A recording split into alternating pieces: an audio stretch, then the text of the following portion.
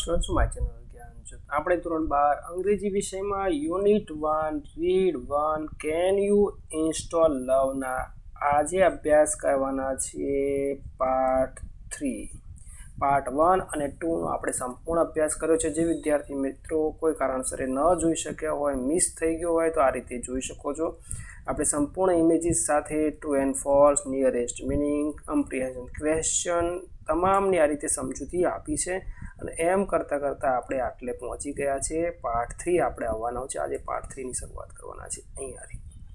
તો જોઈએ એક એક પ્રશ્ન અને પ્રશ્નને સમજવાનો પ્રયત્ન કરીશું, જેથી બોર્ડની પરીક્ષા હોય, એકમ કસોટી હોય કે ક્યાંય પણ તમે છે એના વ્યવસ્થિત જવાબ આપી શકો। તો કોણ બોલે છે હવે? તો કસ્ટમર શું કહે છે? So what should I do? મારે શું કરવાનું કહે છે।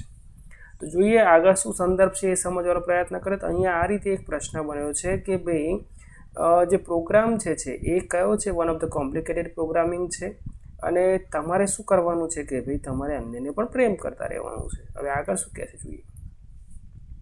Customer service representative, can you find the directory? એક ડાયરેક્ટરી શું તમને મળી ગયા છે? ડાયરેક્ટરી તમે શોધી શકો છો। આપણે કમ્પ્યુટર પર સર્ચ કરીએ એમ અહીંયા શોધવાની છે। શું શોધવાનું છે? એક ડાયરેક્ટરી।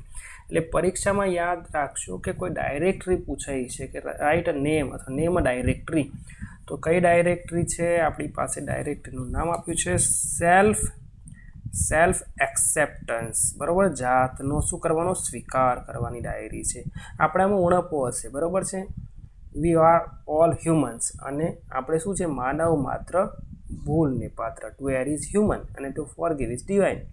તો આપણે વાત કરીએ તો આપણે આમાં જે પણ સમસ્યાઓ છે એને થોડોક સ્વીકાર પણ આપણે કરતા રહેવાનું, સેલ્ફ એક્સેપ્ટન્સ છે અને આ એક ડાયરેક્ટરી છે, યાદ રાખશો। તો વિચ ડાયરેક્ટરી, આવો કોઈ પ્રશ્ન પૂછાય, which directory is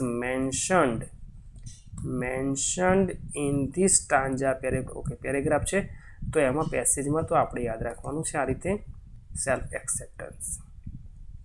customer, yes I have it, મને મળી જાય, મારી પાસે છે। કસ્ટમર એક્સિલેન્ટ, બરાબર, ખૂબ સરસ। You are getting good at this, એટલે અહીંયા કહેવાનો મતલબ છે કે તમે ઘણું બધું શીખી રહ્યા છો, બરાબર। તમારામાં પોઝિટિવિટી આવી રહી છે। તમે કોઈ કામ કરતા હોય અને ધીમે ધીમે આમાં એક્સપર્ટ થઈ જાઓ, એટલે કે થોડું થોડું શીખતા જાઓ, એના માટેનો શબ્દ છે getting good at this. Customer thank you, એટલે કે કંઈક સારું કીધું હોય તો આપણે એનો રિસ્પોન્સ આવી રીતે રિટર્નમાં કહેવાનું છે। કસ્ટમર સર્વિસ રિપ્રેઝેન્ટેટિવ શું કહે છે? યુ આર વેલકમ, તમારું સ્વાગત છે, બરાબર। કોઈ વ્યક્તિ આપણને કોઈ રિસ્પોન્સ આપે અને આપણને ગમે અથવા આપણે એને રિસ્પોન્સ આપવો હોય, કોઈ થેન્ક યુ આપણો આભાર માન્યો હોય તો આપણે એવું કહેવાનું કે you are welcome. Click on the following files, હવે આગળ શું કરવાનું છે? ફોલોઈંગ ફાઇલ્સ જે છે એટલે કે કોઈ ફાઇલ્સ પર આપણે ક્લિક કરવાનું છે એન્ડ પછી શું કરવાનું? And then copy them to the my heart directory. આ બીજી ડાયરેક્ટરી આવી, પહેલી આપણી કઈ હતી? સેલ્ફ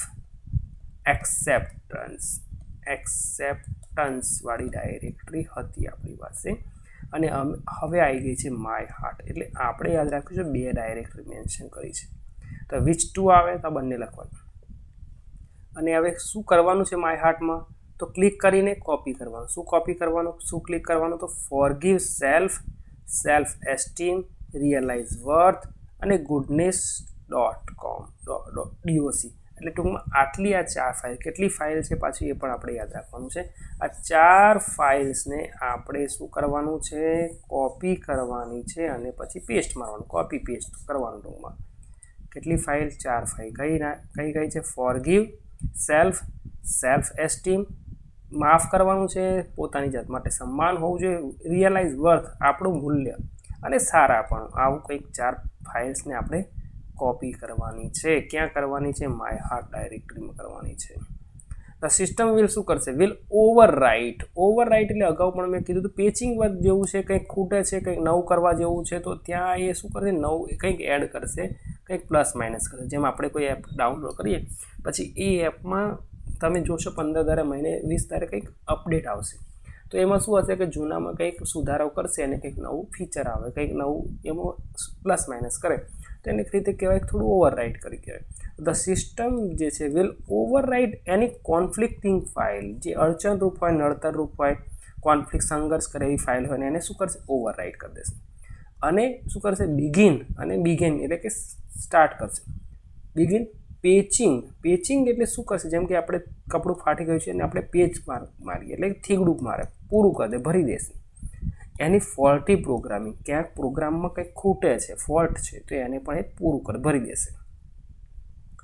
ઓલ્સો યુ નીડ, તમારે કંઈક કરવાનું છે તો ડિલીટ સેલ્ફ ક્રિટિક. સેલ્ફ એટલે પોતાની જાતની નિંદા કરવી.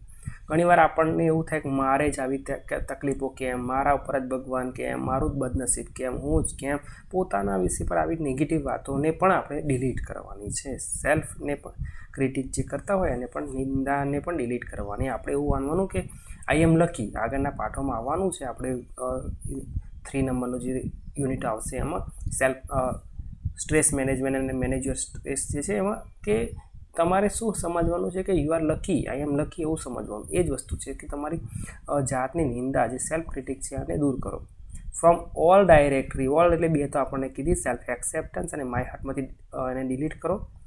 એન્ડ ધેન એમ્પ્ટી, અને ખાસ ખાલી કરો, એમ્પ્ટી યોર રિસાયકલ બિન. રિસાયકલ બિનને પણ આપણે થોડી વાર સમજીએ.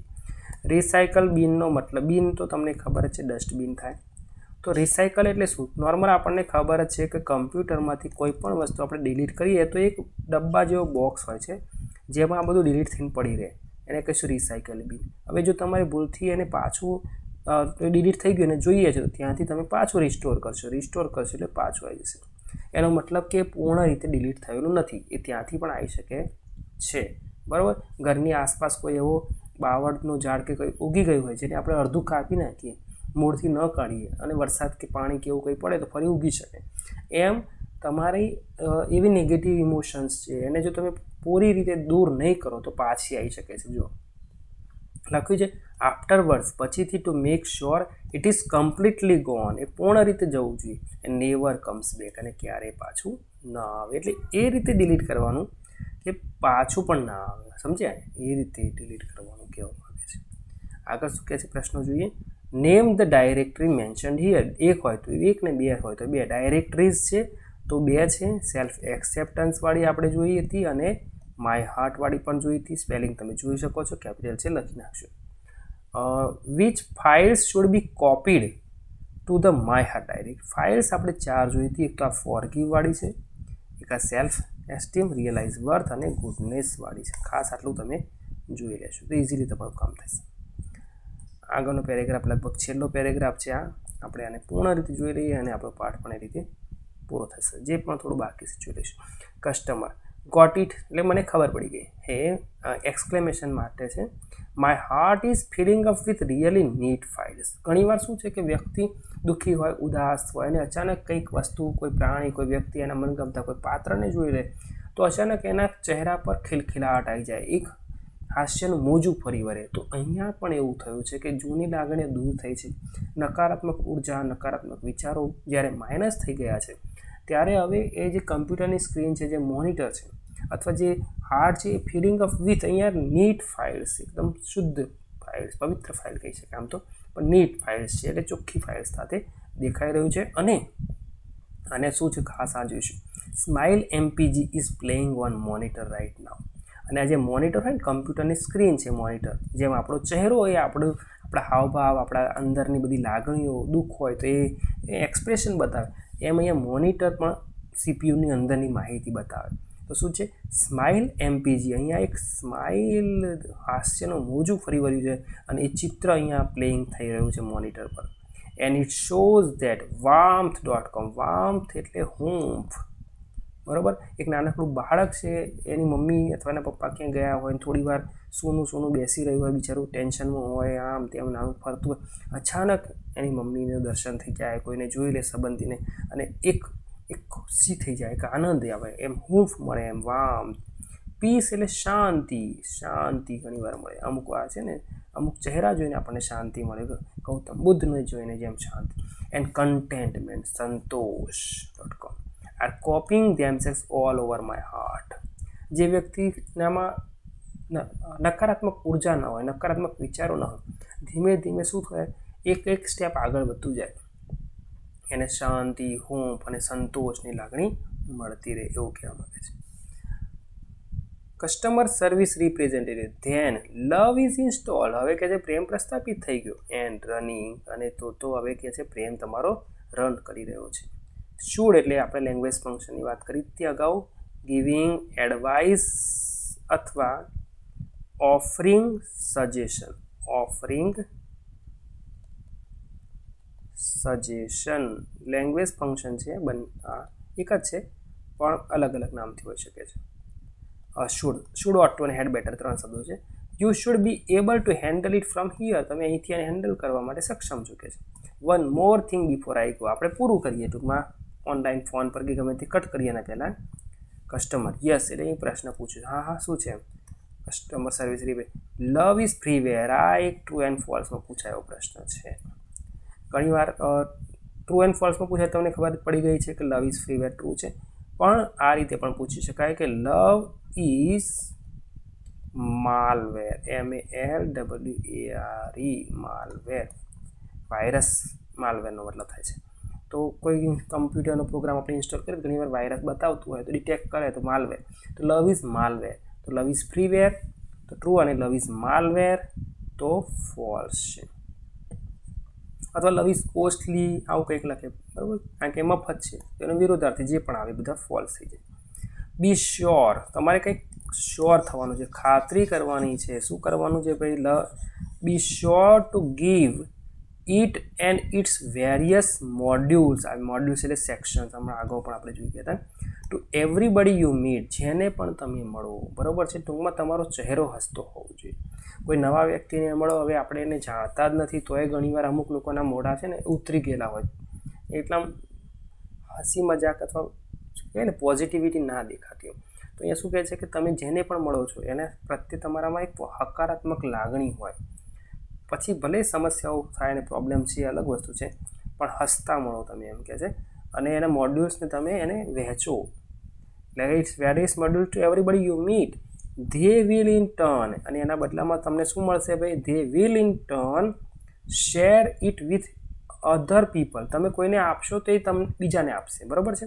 આ એક પોઝિટિવ એનર્જી જે છે એ આગળ વધતી જશે, પાસ થતી જશે.